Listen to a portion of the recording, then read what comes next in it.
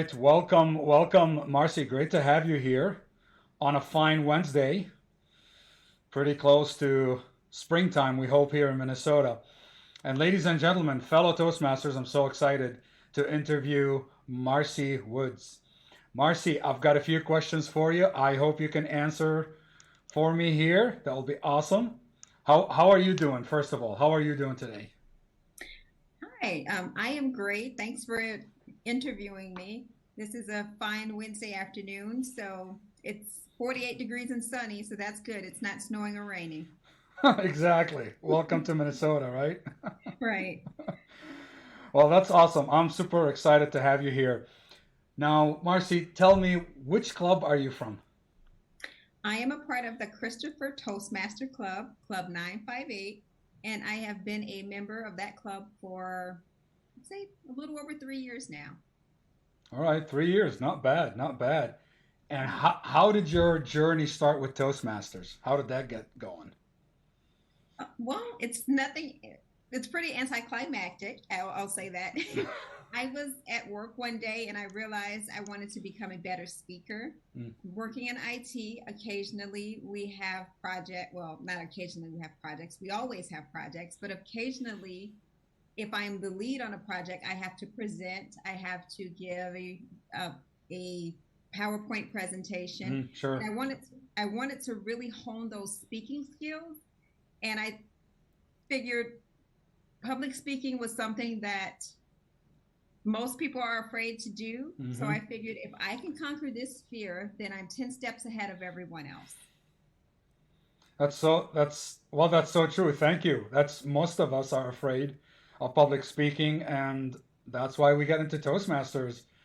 This is awesome. Well, Yeah. hey, I've got one more question for you. Okay. I'm thinking Toastmasters, I'm thinking personal, and I'm also thinking professional career. How does Toastmasters play into your professional career overall, other than what you described to me earlier? That's a great question. I think Toastmasters plays into my overall professional development. I am also looking to one day move up in the organization, and I feel this would be a really great skill to have. I notice now when with being in Toastmasters, when leaders speak, I notice how well they communicate or Mm, how well they don't communicate. I notice how often they say the filler words, ahs. I notice whether they're talking really fast or if they're slow and deliberate. And I want to be a great speaker. So Toastmasters help me, as I mentioned before, helps me to hone those skills. And I also pay attention to how others are speaking as well. But not only that, Toastmasters has also helped me to become a better listener and to read visual cues.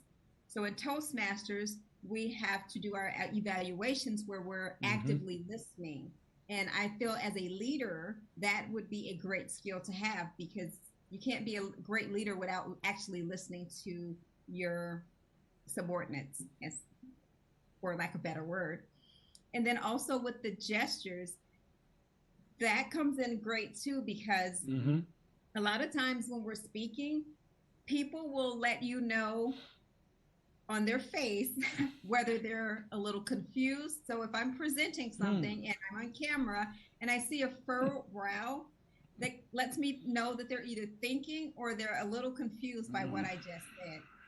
Or people are nodding in agreement or they don't agree. So sometimes people will just kind of stare, and those right. people are hard to read.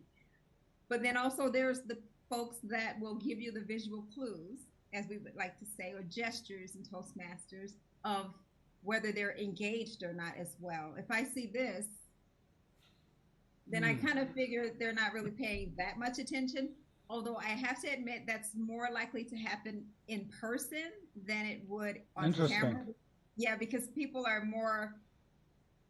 they're more cognizant of their appearance on camera. So if they're Mm, going to roll their eyes, they probably will shut their camera off. But overall, to answer your question, that I think that's how it would play into my personal development. Excuse me, my professional development. As far as personal development, once the pandemic is over, Mm-hmm.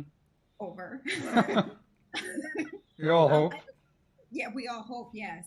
I look forward to actually booking some speaking engagements, and I have a personal project that I want to mention it that I'm Nice. working on Mm. that hopefully that I'll be able to have some speaking engagements for in the future. Oh, that's awesome. That's incredible. Thank you for sharing that here. Yeah. Yeah, no problem. Thank you. Well, Marci Woods, thank you very much for jumping on, hopping on, and doing this mini interview with me. This has been great. This is Johnny Harvey from District 106 doing a member interview. Thank you, Marci. Thank you.